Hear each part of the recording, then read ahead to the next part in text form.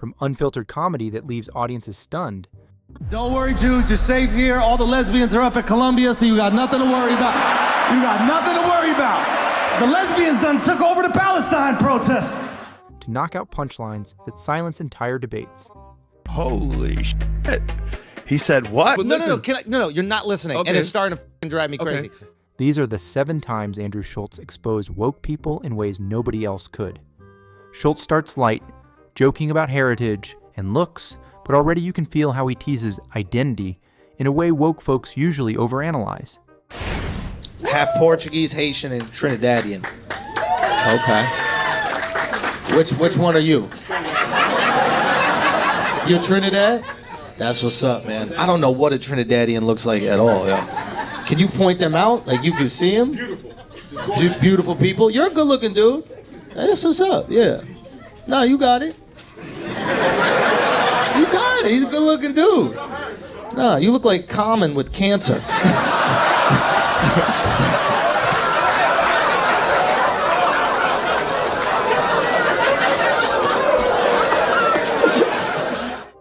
Here's where it shifts.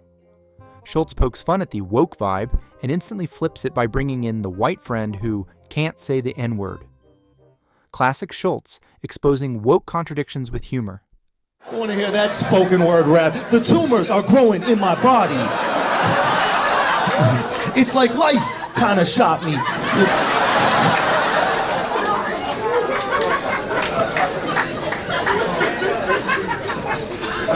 I'm just fucking with you.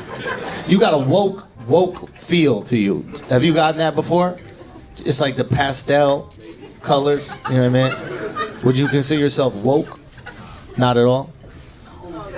Yes. He's definitely... His white friend stepped in like, yeah, he is! You don't even let me say the N-word, it's weird!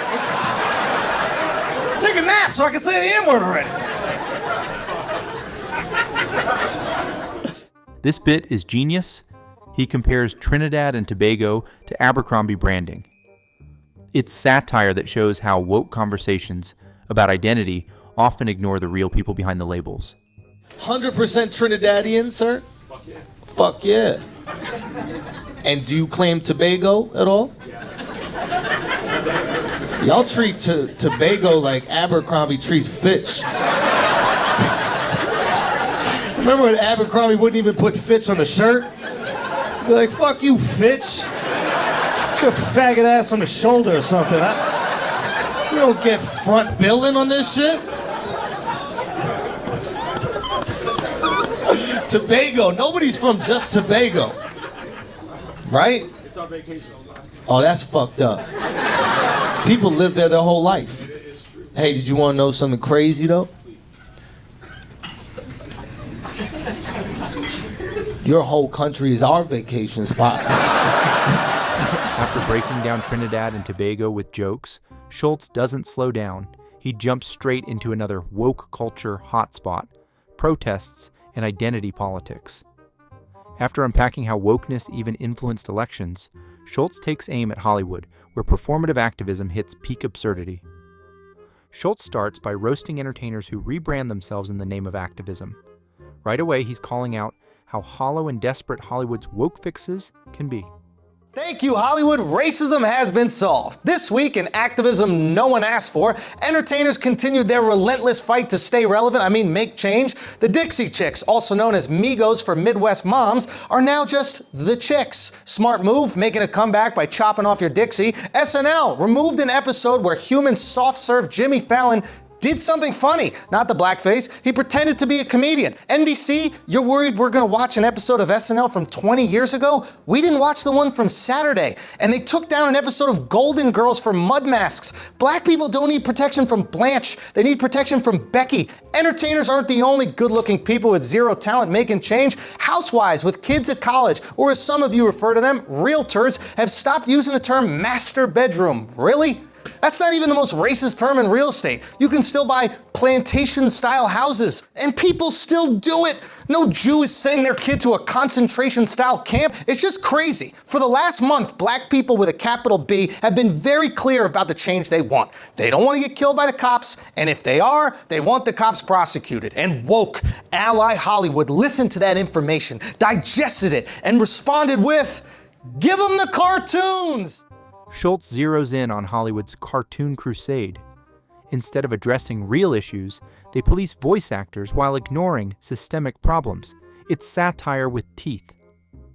Nailed it! Fox put out a statement saying The Simpsons will no longer have white actors voice non-white characters. Obviously, that doesn't apply to Fox News. Jenny Slate, unknown for her work on SNL, quit her role as a half-black, half-Jewish girl in a cartoon about horny children, the second child-related piece by John Mulaney, even though he doesn't have any kids of his own. It's getting weird, John. Also, Nick Kroll looks like a platypus running for mayor. Anyway, in her animation proclamation, Jenny stated, it was an example of white privilege and white supremacy, and she was engaging in an act of erasure of black people. Jenny, turn on the news, sweetheart. Cartoons aren't the ones erasing black people. Also, you're 100% Jewish. A black person is 100% black. So neither of you are 100% Missy. Let's be honest.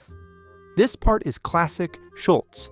He breaks down the absurdity of representation in animation, asking how literal we really need to be. It exposes the slippery slope of identity policing in art. Where the fuck are we gonna find a hormonal, half-black, half-Jew? All right, good point. But no, you need a mixed race woman. If only they could find Maya Rudolph, but she was probably too busy voicing other characters on the fucking show. How oblivious are you guys? But at least they took action while the show was still on the air. BoJack Horseman actor Alison Brie said she regrets playing a Vietnamese woman on the show. First of all, no one asked. Second of all, people want representation, not regret. The show is over, but you still found a way to make it about yourself and get some PC points. The liberal buzzword bingo jab lands hard. Schulz dismantles the way apologies are packaged, not for change, but for clout.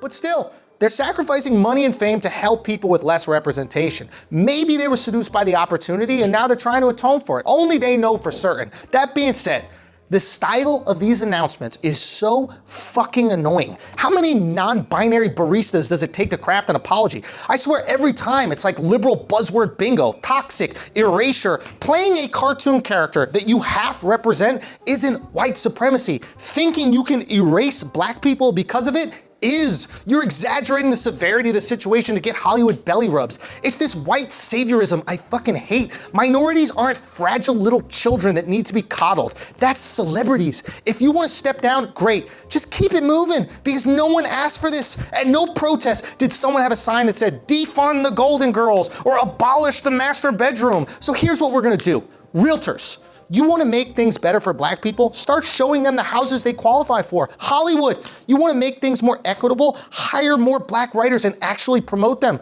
All this nonsense is just paranoid, performative bullshit, and we can see right through it. And Dixie Chicks, I'm sorry, the Chicks, keep making those hits. Thanks, peace.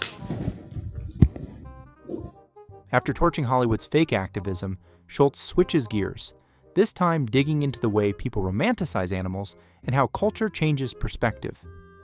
Right away, Schulz challenges the all animals are sacred view with brutal logic. It's a hilarious setup, reminding us nature doesn't care about your Tuesday backgammon plans. I don't want to talk about that. What, do you really like animals, miss? Yes, you do. Which ones are your favorite? Every animal? That's sweet. Every single animal. They all have life. You're right. 100% right about that. They don't all need to.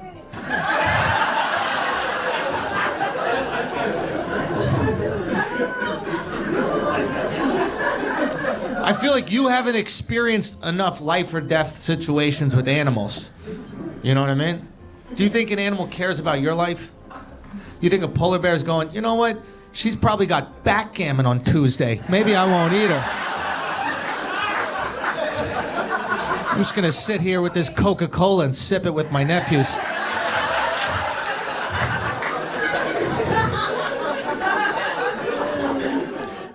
Here, he plays with identity jokes. Panda, third world, Asian, but then pivots to the Philippines, setting up a cultural clash about food, survival, and privilege. But I understand. You like animals because, you know, you live in the first world and it's boring and we gotta care about shit. I get it. I'm with you. Say again? Do you see me? I'm technically from third world country, technically. I almost thought you said, do you see me? I'm an animal. And I was...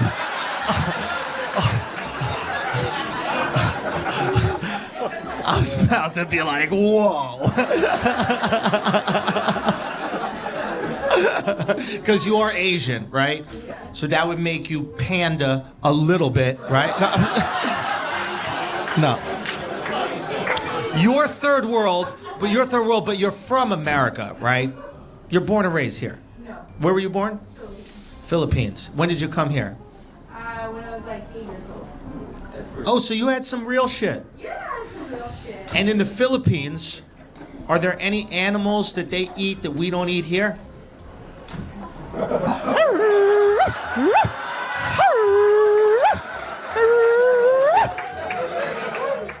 Schulz dives straight into taboo territory. Eating dogs in poorer countries, it's edgy, but the point is clear.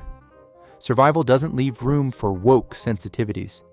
I just told my English friend that we're not going to win this. You're not going to win this. But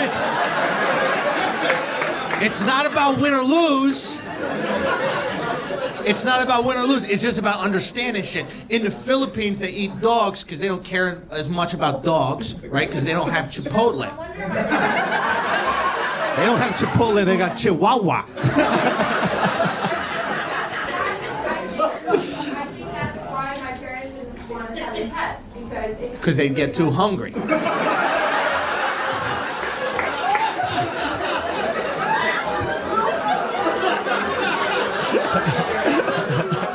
He closes the bit with heart, tying it back to people in third world countries who don't need Hollywood activism, but real help.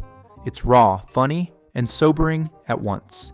Where there's probably things there, right, that they'd be so lucky and grateful to have that we just take for granted right here. Yes. You know what I'm saying? Like drinking water right there, it might not be the best, and maybe there's some people out there that don't even have fresh drinking water, you know? And tonight, you're gonna go home and take a shit into clean water.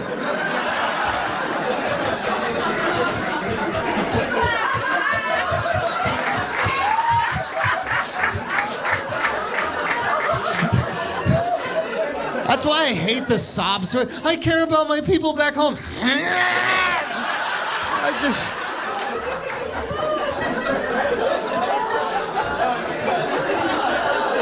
We have to look out of people for third world countries. Only Schulz could connect protests, sexuality, and religion with a punchline this sharp. It's that fearless comedy that exposes how performative some woke movements can feel. Don't worry, Jews, you're safe here. All the lesbians are up at Columbia, so you got nothing to worry about. You got nothing to worry about. The lesbians done took over the Palestine protests. Columbia looks like a Subaru dealership. Have you seen Columbia? I went up to Columbia. I thought the roller derby was in town. I see people asking like, yo, why do lesbians care so much about Palestinians? I was, it's not Palestinians, it's just Muslims. Lesbians really care about Muslims because they too know what it's like to go down on a carpet 5 times a day. After the wild jab at protests and identity, Schulz pivots into a deeper conversation, one that hits the core of how woke culture frames race and labels. Holy shit. He said what? No, you're not listening. Okay. And it's starting to f***ing drive me crazy. I'm making the argument That all black people are from Africa. no. You just said that. African American is in some ways oppressive because it acts as if the black people that are in America, right, aren't just Americans. They're from Africa. Why is it the white people just get to be American and then all these other people are Mexican American, Asian American, whatever? They do say white Americans. Oh though. my God, you're not listening again. The reason why it's oppressive is because white people just get to be American and everybody else gets to be this word American. That's not what you were saying. No, you before. looking at my haircut and you're assuming racism, which is your prejudice because you're a racist. After tackling labels and identity, Schulz zooms out to the bigger picture, how wokeness has even shaped politics in America. The election was decided based on how people felt about wokeness. And they were like, we're going too far in that direction. So now that that's been solved, we don't need to argue about it anymore. Like, we already know how America feels. You can say whatever you want about wokeness. Like, you can be critical of it because nobody's going to give you pushback because the majority of the country said we don't believe in that anymore. From animals and privilege, Schulz now turns to sports, where the woke culture debate about gender and equality wages on. Here's Schulz at his sharpest. You can't call something sexist if you negotiated it yourself. He flips the victimhood narrative on its head. Now, lasses of the grasses, chicks between the sticks, bitches of the pitches. You can't sue someone for giving you the contract you asked for. You also can't call someone sexist for giving you the contract you asked for. Furthermore, if you ask for a sexist contract, U.S. Soccer isn't oppressing you. You're oppressing you. Now, I understand it's shocking that women would break an agreement just because they're in a position to benefit financially, but that's exactly what happened here. When he calls the pay system sports socialism, it's a jab at woke logic. Schulz is pointing out how forced equality in the name of fairness makes no sense. Times are changing, people. Step out of the past, you bigots. Women are more successful than men at soccer. Men are more successful than women at being women. Welcome to 2020, man. I mean, Zim or Zer or whatever goofy shit you white kids made up because you feel guilty about not having any struggle in your life. Based on the money the women bring in, they should be making far more than the men, and I know how to make it happen. Easily. You pay the men what they're worth. Nothing. Zip. Zilch. Zero. Zer. This is sports socialism. They do nothing and get paid anyway. It's un-American. Now, some of you might say that that's unfair. And to that I say, fuck you, you commie prick. This bit skewers immigration and woke guilt. Schulz ties it to soccer, showing how identity politics can't fix poor performance. I mean, we have 40 million Central American immigrants in this country. Are they just sending the ones that can't play soccer? Hombres, the Statue of Liberty is not holding up a red card. I mean, all those people, not one chicharito. When Trump said they're not sending their best, you gotta admit he was right. And you know what? We should build a wall. So we only let in the ones with the athletics to jump over it. That's how you win some headers. Now don't get me wrong, mi gente. I appreciate the jobs you do. Thank you for delivering my Postmates, but I need you to deliver a World Cup. Hector, off this field, onto this one. At the end of the day, Schulz proves one thing. When woke culture gets exposed, the truth is always way funnier than the performance.